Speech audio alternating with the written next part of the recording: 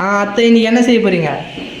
இன்னைக்கு வந்து நம்ம ஏபிசி ஜாம் செய்ய போகிறோம். எப்படி செய்யறதுன்னு சொல்கிறேன். அத்தை செய்கிற பொருள் என்னென்ன வேணும்? இது வந்து ஆப்பிள், கேரட், பீட்ரூட் மூணு தான். இப்போ வந்து சோஷியல் மீடியாவில் ட்ரெண்டிங்காக வந்து ஏபிசி மால்ட்டு தான் நல்லா போயின்னு இருக்கு. ஆமாம். ஆனால் ஏபிசி மால்ட் வந்து கிண்டும் போது சிலருக்கு மட்டும்தான் அது பவுடராக வருது, நிறைய பேருக்கு அது களி மாதிரி வந்துடுது. அதனால நமக்கு ஏன் அந்த ரிஸ்க்குன்ட்டு நம்ம இப்போ பசங்களுக்காக ஏபிசி ஜாமா செஞ்சிடறோம். அது ரொம்ப ஈஸியாக வந்துடும். அதில் டக்குன்னு எப்படி செய்யறதுன்னு பார்க்கலாம். இப்போ கட் பண்ணி வச்சுக்கிட்டேன். இப்போ வந்து இந்த கேரட், பீட்ரூட், ஆப்பிள் எல்லாத்தையும் வந்து திட்டமான சைஸ்ல கட் பண்ணி வச்சிடணும். எல்லாத்தையும் ஃபர்ஸ்ட் கழுவிட்டு பீட்ரூட்டை மட்டும் நல்லா தோல் சீவிட்டு, கேரட் எல்லாம் அந்த அளவுக்கு எடுக்கணும்னு இல்லை, ஆப்பிள்லாம் அப்படியே கூட போட்டுக்கலாம். ஆனா திட்டமான அளவுல ஒன்னா கட் பண்ணி வச்சிடணும். இப்போ இது பாத்தீங்கன்னா எல்லாமே 300 கிராம் அளவு. இப்போ இந்த கட் பண்ணி வச்சதை குக்கர்ல போட்டு 2 விசில் வர மாதிரி வேக வைக்க போறோம். வாங்க போயிடலாம். இப்போ நம்ம குக்கர்ல போட்டு எல்லாத்தையும் ஒரு 2 விசில் வர மாதிரி வேக வச்சுக்கலாம்.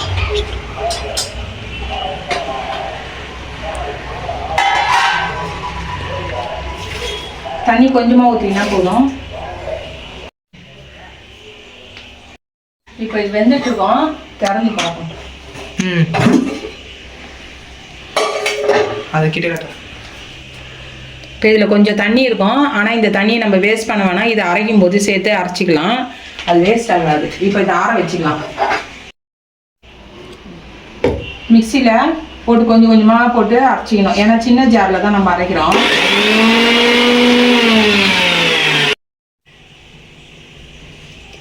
இப்போ ஜாரில் இருக்கிறது எல்லாத்தையும் சுத்தமாக வழிச்சு எடுத்துக்கணும்.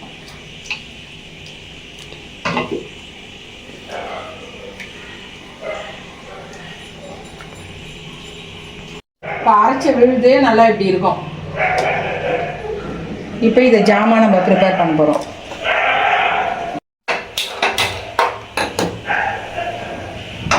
இப்போ கடாய் வச்சுட்டு, கடாய் சூடானதும் இந்த ஜாமை அப்படியே அதில் ஊற்றிடலாம்.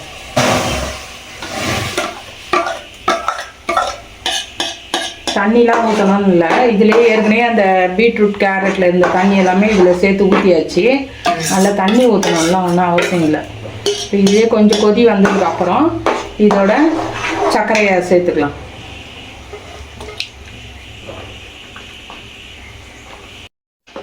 இப்போ இது நல்லா கொதிக்குது. கொஞ்ச நேரம் கொதிச்ச அப்புறம் நம்ம இது கூட சர்க்கரை சேர்த்துக்கலாம். எவ்வளோ சர்க்கரை போடணும்? இப்போ இது வந்து இது மொத்தம் 300 கிராம், 900 கிராம் இதுக்கு இருக்கு.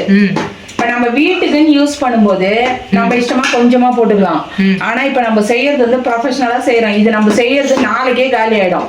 நம்ம கடைங்களுக்கு எல்லாம் சப்ளை பண்றோம், கடைக்காரங்க வந்து வாங்கிப்பாங்க. அதனால இதுக்கு வந்து சர்க்கரை கொஞ்சம் நல்லாவே போடணும். இப்போ நான் இதுக்கு 1/2 கிலோ சர்க்கரை சேர்க்கிறேன். இப்போ 1/2 கிலோ சர்க்கரை ஆயிடுச்சு. இப்போ இந்த சர்க்கரையை வந்து நம்ம அது கூட சேர்த்துக்கிறோம். நல்லா கலக்கி விடணும். போட்டு நல்லா கலக்கணும்.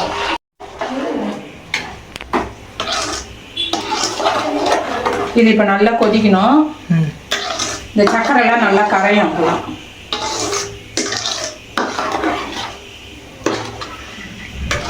இதோட அவ்வளோதானா?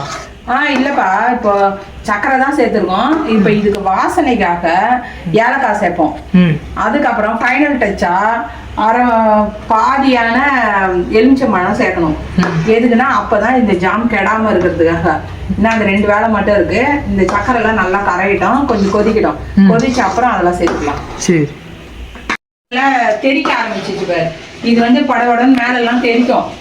நம்ம தான் உஷாரா தட்டு போட்டு மூடி இதை கொதிக்க வைக்கணும். இப்போ வந்து ஏலக்காய், சர்க்கரையும் ஏலக்காயும் சேர்த்து பொடி பண்ணி வச்சுருக்கோம். ஏலக்காய் போட்டுக்கணும், அப்போ தான் ஃப்ளேவர் நல்லாயிருக்கும். நமக்கு அந்த பீட்ரூட்டு கேரட்டுன்னு ஸ்மெல்லாம் அடிக்குமான்னு கேட்பாங்க, அதெல்லாம் அடிக்காது, நல்லாயிருக்கும். அத்தை இது எத்தனை நாளைக்கு கெடாமல் இருக்கும்? இது நம்ம லெமன் புழிஞ்சு வைக்கிறதுனால இப்போ வெளியிலேயே வச்சோம்னா 15-20 நாளைக்கு கூட அப்படியே யூஸ் பண்ணிக்கலாம். ஃப்ரிட்ஜில் வச்சோம்னா 6 மாதம் வரைக்கும் கெடாமல் இருக்கும்.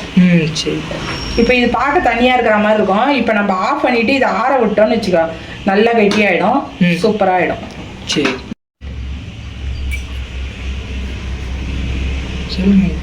இந்த லெமன் மட்டும் பிழிஞ்சு விட்டோம். பிழிஞ்சு கலந்து விட்டோம்னா சாப்பிட்றதுக்கு சூப்பராக ரெடி. ஆறுனதுக்கப்புறம் இதை அப்படியே பாக்ஸில் போட்டுக்கலாம். நம்மகிட்ட வந்து ஜாம் இருக்கு, சிறுதானிய சத்து மாவு, அதாவது அடுத்த வீடியோவில் போடலாம். சிறுதானிய சத்து மாவு, பிரண்டை பொடி, பிரண்டை தைலம், சென்னாங்கண்ணி இட்லி பொடி, சிறுதானிய தோசை மாவு, எல்லா ஐட்டமுமே இருக்குது நம்மகிட்ட.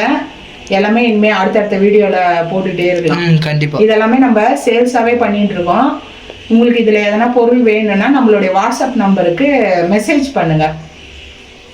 ரொம்ப பேசுறதுக்கும் பயமாக இருக்குது. ரொம்ப தொணன்னு பேசுகிறாங்கன்னு உடனே கமெண்ட்டில் வந்துடும். நல்ல திட்டமாகவே பேசுகிறோம். எங்கள் வீடியோவுக்கு எல்லாரும் ஆதரவு கொடுங்க. இப்போ ஜாம் பாரு எவ்வளோ கட்டியாக சூப்பராக வந்துச்சு ஜாமு. இந்த ஜாமில் வந்து நம்ம எந்த கலருமே சேர்க்கலை. இது கெட்டு போகாமல் இருக்க நம்ம எந்த ப்ரிசர்வேட்டிவும் சேர்க்கலை.